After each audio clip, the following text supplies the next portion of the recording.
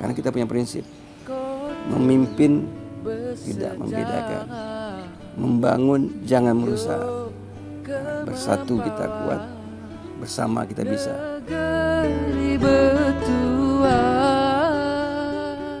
Jadi karena dia anak perempuan kan, nah, jadi akhirnya dikawini oleh Raja Ketapang. Raja Ketapang kebetulan ada permasalahan di dalam kerajaan Ketapang. Dimintalah bantuan dari Opu 5 bersaudara ini untuk menyelesaikan. Ya.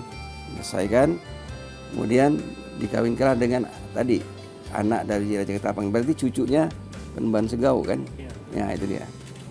Nah, kemudian oleh saat itu Penemban Segau sudah meninggal, diperintahkanlah cucunya itu kembali ke sini. Nah, ditemani oleh suaminya Penemban Opu Daeng Menambun. Maka dia Pangeran Mas Suryanegara namanya. Nah, jadi yang ratunya sebetulnya Ratu Sinuhun Kesumba, istrinya. Ya, jadi diperintahkan kembali, masuklah ke dalam namanya Kuala. Di saat dia pulang disambutlah, karena di sini udah ada Dayaknya ada, yang Melayunya ada, disambut. Akhirnya begitu sambut, turun ke Pasir Putih, makan bersama. Itulah makanya itu cerita robo-robo itu pada Rabu akhir bulan Safar itu dia. Nah kemudian setelah itu baru masuk ke Sebukit Rama. Itu besar sungai ini kan. Nah, sana kemudian setelah punya anak namanya Gusti Jamilal atau Penemban Adijaya itu, makanya berubah, tidak pakai Opu lagi, tapi dia pakai Gusti. Nah, karena kita ingat bahwa yang namanya Pati Gumantar ini ada darah Majapahitnya, jadi dia di Gusti berubah dia. Nah inilah yang menurunkan sampai ke kami ini. Jadi peristiwa kedatangan beliau itu untuk kembali atas perintah bapaknya dan leluhurnya, itulah yang diperingati dengan robo-robo.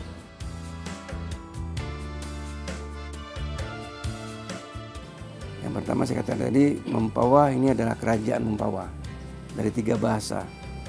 Pertama Asampauh bahasa Dayanya, Nampawah bahasa Tionghoanya artinya tanah datar. Yang ketiga Mempang, artinya seperti sabut kalau ditenggelamkan timbul lagi, timbul lagi. Karena memang sejarahnya kita tidak pernah benar-benar menyerah pada Belanda, ya ngelawan terus. Ya. Buktinya kita ada namanya Benteng Kota Batu, ini kira-kira 50 meter sebelah ini. Nah, waktu kita merebut kembali, siapa yang merebut? Orang Bugis, orang Dayak, orang Melayu merebut kembali. Ini bukti masih ada. Nah, jadi benteng dibangun oleh Belanda dan pasukan dia lah.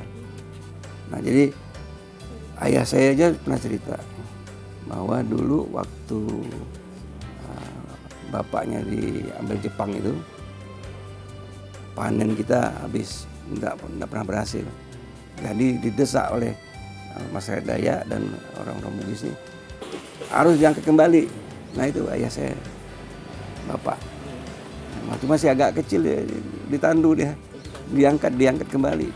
Baru, nah, itu kan ada namanya, kita tidak lepas namanya, ada cerita legenda mistisnya ada. Ya itu dia. Jadi tidak pernah lepas ini. Nah kemudian juga pandangan saya terhadap keragaman itu, karena kita punya prinsip, memimpin tidak membedakan, membangun jangan merusak.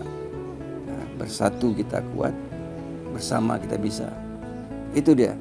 Karena setiap manusia lahir tidak bisa memilih mau orang tua yang mana, dari suku apa, dan keyakinannya apa. Dan yang perlu kita pegang, keyakinan kita itu masing-masing terhadap Tuhan kan itu.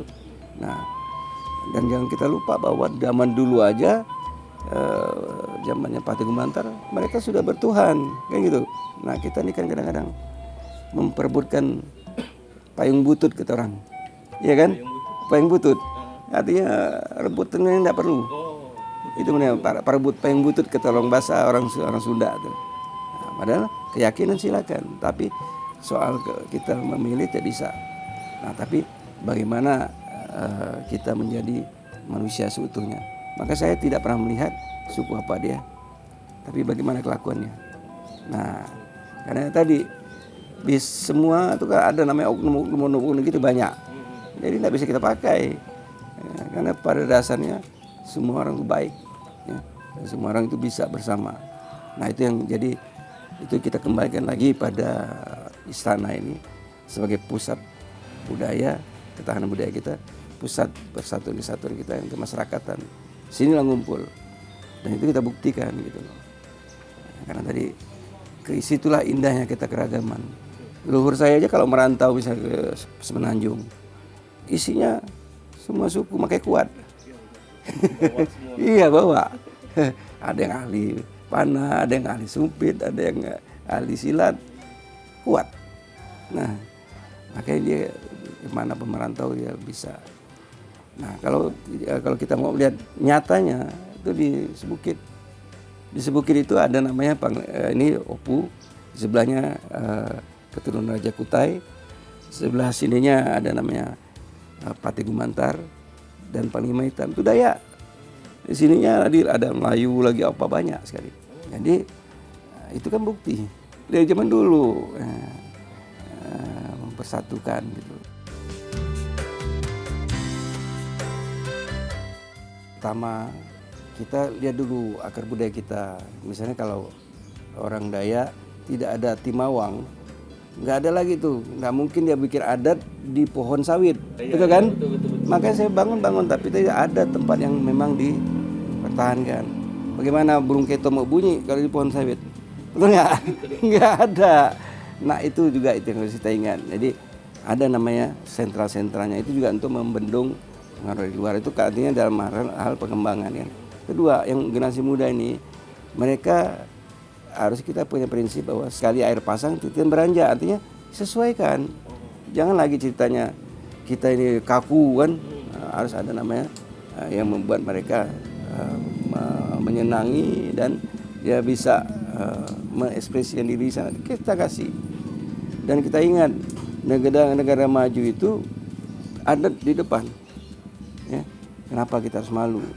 Makanya kalau kita katakan di acara-acara kita, misalnya acara undangan atau di dalam dewan sekalipun, harus mereka mencintai budayanya. Pakailah pakaian kita. Kenapa kita harus malu? Ya, itu kan gitu. Nah, inilah budaya kita. Artinya bukan apa, budaya kita tuh maju. Jangan bilang kalau budaya itu adalah ketinggalan zaman. Nah, kemudian kan banyak cara lagi. Misalnya yang muda suka dengan elektronik, buat permainan-permainan yang menyangkut menarik mereka. Ya.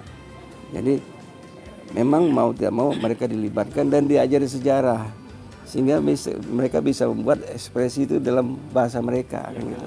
Nggak bisa kita yang tua-tua aja maunya begini, nggak boleh.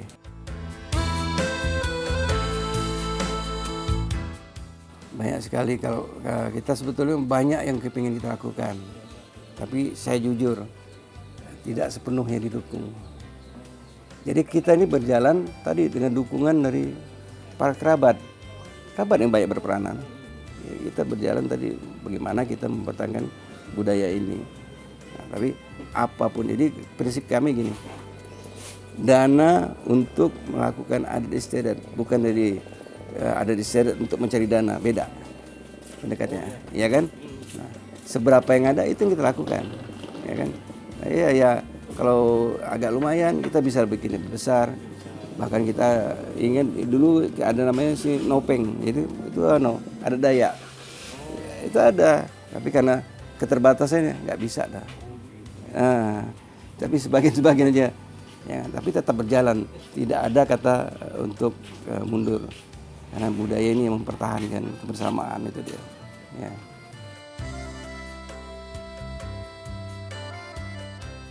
Saya sampaikan di sini.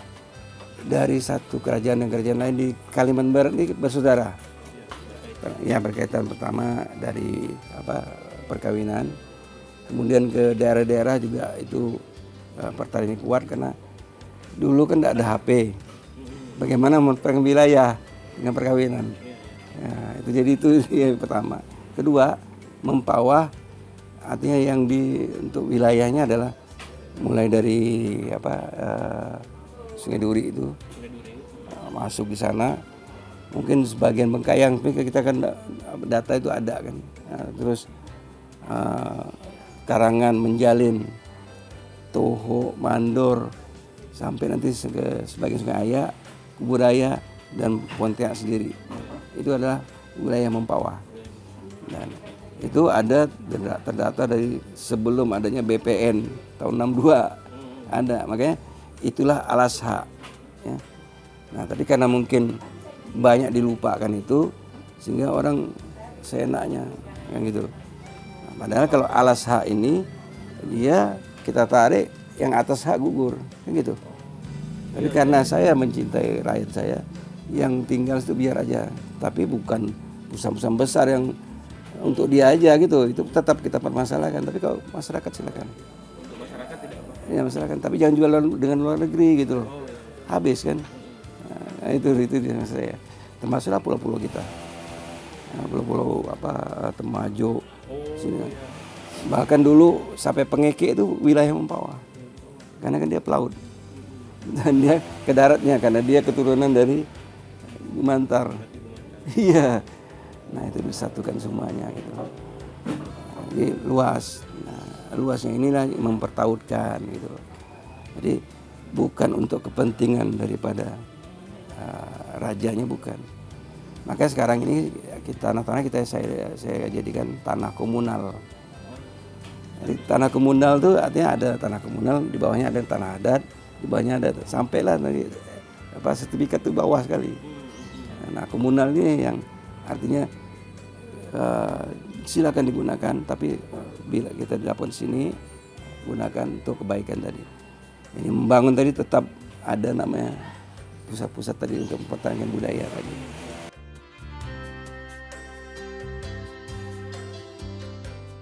Nah, itu namanya ketahanan budaya.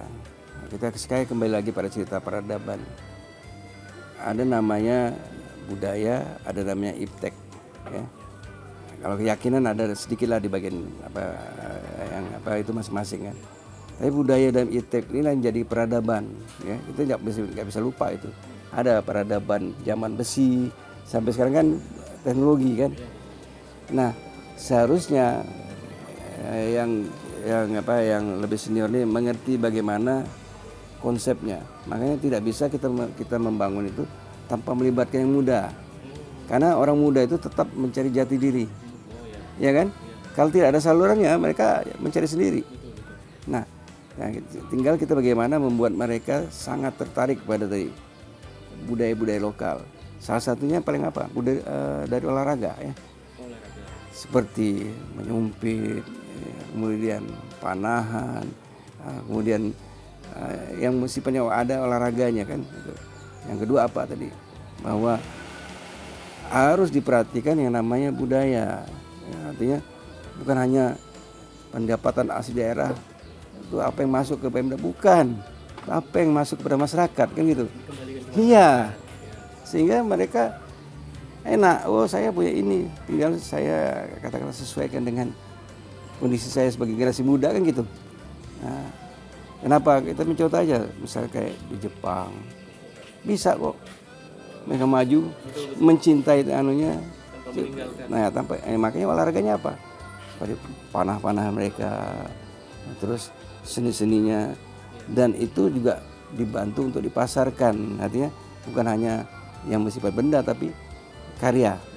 Nah, saya juga banyak bicara dengan teman-teman yang di Museum Taman Budaya itu, kayak Gabriel, itu kan saya ngomong-ngomong itu. Nah, gimana kita ngembangkan? Jadi libatkan mereka di sana, ekspresikan diri mereka, tapi tidak lepas dengan budaya kita. Ya, alat musik kan banyak alat musik kita.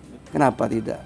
Nah, ini kolaborasikan dengan musik modern bisa kan? Iya, betul. Nah, menarik bagi kaum. Ya, makanya saya kemarin bikin lagu.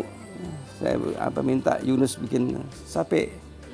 Pakai lagu Sape kerjasama dengan Abadi Susman. Ya. Oh iya. Ya, lagu Pangalango. Nanti lihat aja.